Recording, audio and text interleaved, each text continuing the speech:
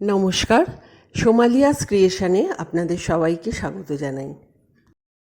আজকে আমি আলু ও ছানার পুর দিয়ে রুটির রোল তৈরি করে দেখাচ্ছি। এর জন্য ফ্রাইং প্যানে আমি তেল গরম করে জিরে ফোড়ন দিলাম, আর তারপর দিয়ে দিলাম একটা মাঝারি সাইজের পেঁয়াজ কুচি, একটা ছোট সাইজের টমেটো কুচি দিয়ে দিলাম, কিছুটা ক্যাপসিকাম দিয়ে দিলাম।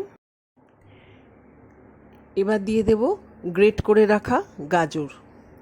আপনারা কিন্তু এই সবজির পরিমাণটা বাড়িয়ে কমিয়ে নিতে পারেন নিজেদের পছন্দ অনুযায়ী।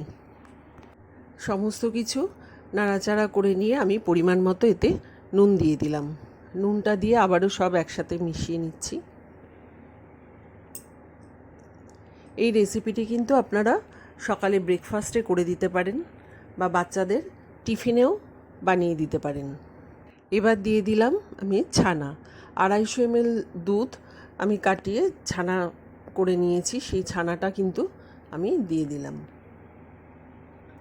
ভালো করে আবারও সব কিছু একসাথে মিশিয়ে নিচ্ছি। এই ব্রেকফাস্টে কিন্তু আপনারা অফিস যাওয়ার সময় সকালে তাড়াহুড়ো থাকলে এটা করে দিলেও কিন্তু খুব সহজেই এটা হয়ে যায়, আর খেতেও কিন্তু ভীষণই টেস্টি হয়। এবার এর মধ্যে দিয়ে দেব আগে থেকে সিদ্ধ করে রাখা একটা বড় সাইজের আলু। ওটা আমি হাতে ম্যাশ করে এটা দিয়ে দিচ্ছি। এই আলুটা আবার আমি সব কিছুর সাথে একসাথে মিশিয়ে নিচ্ছি।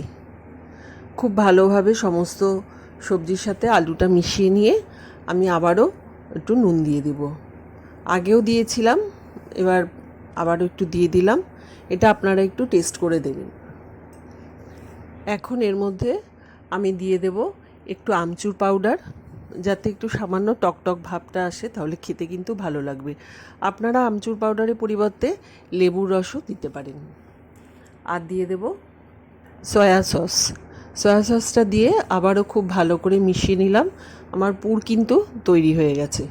এবার আমি রুটি করে রেখেছি, বাড়িতে যেমন নর্মাল রুটি হয় সেই রুটি আমি করে নিয়েছি। ওই রুটির মধ্যে আমি টমেটো সস লাগিয়ে নিচ্ছি। পুরো রুটিটার মধ্যে টমেটো সস আমি লাগিয়ে নিচ্ছি। রুটিটা কিন্তু আমি তেলে সেঁকিনি, তেলে ভাজিনি, এমনি যেমন সাধারণ রুটি আমরা খাই সেরকম রুটি নিয়ে তার মধ্যে পুরোটাতে টমেটো সস লাগিয়ে নিয়েছি। লাগিয়ে এবার একটা সাইড দিয়ে ওই যে পুরটা আমি তৈরি করলাম সেই পুরটা দিয়ে দিচ্ছি। এটা আপনারা বাড়িতে অবশ্যই বানিয়ে দেখবেন, ভীষণই দেখবেন ভালো লাগবে খেতে। যারা রুটি খেতে পছন্দ করেন না তাদেরও কিন্তু এটা ভালো লাগবে। পুরটা দেওয়া হয়ে গেছে, এবার আমি ওই সাইড দিয়ে একটু রোল করে দিচ্ছি।